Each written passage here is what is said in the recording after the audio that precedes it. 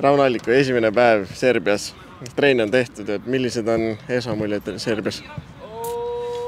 Muljed on head, ilm on ilus, lend läks väga hästi. Nüüd on trenn tehtud meile ja trenn oli esimese sihukese reisi väsimuse saime maha. Paar kuud on hooaja lõpuni, kuid Premium liigas on veel 10 kohtumist jäänud. Ka Euroopas on 5 ja siis veel koondises on paar mängu. Et kuidas enamus meie Florakad on ka koondises, et kuidas me vastu peame? Eks selleks hooaja algul ladusime kõva põhja alla, et nüüd nagu valmis olla ja ma usun, et tuleme toime sellega.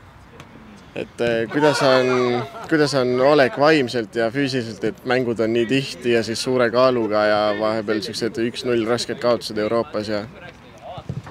Ma arvan, et ei ole midagi hullu selles mõttes, et juba oled selle rütmiga ära harjunud, et 2 päeva mäng, 2 päeva jälle mäng, selles mõttes oled juba ära harjunud, et ei ole midagi hullu.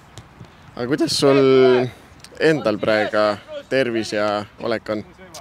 Läheb järjest paremaks selles mõttes, et nüüd juba olen saanud mängida päris palju, et nüüd juba vorm läheb ka juba paremaks.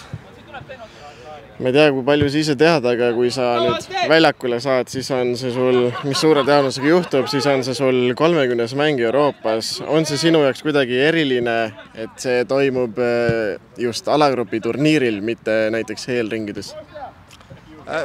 Ma nüüd ei oska öelda, pigem ei ole sellest eriline. Iga mäng, mis me saame mängida Euroopas, see on igatpidi eriline, et neid mänge on nii vähe, ja sihukest mänge tuleb nautida.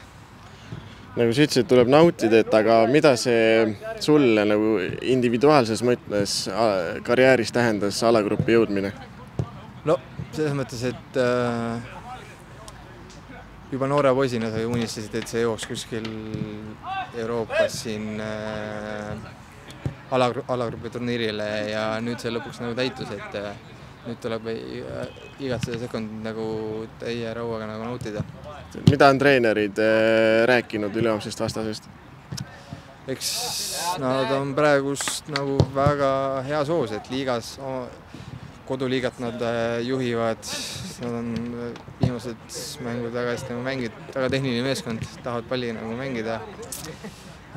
Tuleb kindlasti väga huvitav, et kindlasti peame hakkama kaitsest lähtuvalt mängima ja ootama enda võimalusi. Kui suureks sa pead tõenäoliselt, et me värav lööme, sellepärast, et nad, nagu sa ütlesid, nad liigas on mänginud 10 mängu ja nad on lasknud endale lüüa kõigest 3 väravat, ise löönud 33 väravat? Selles mõttes, et Euroopas me oleme löönud küll võõrsil neid väravaid, et kindlasti meil tekib võimalusi. Lihtsalt tuleb need ära lüüa. Aitäh, edu sulle homme!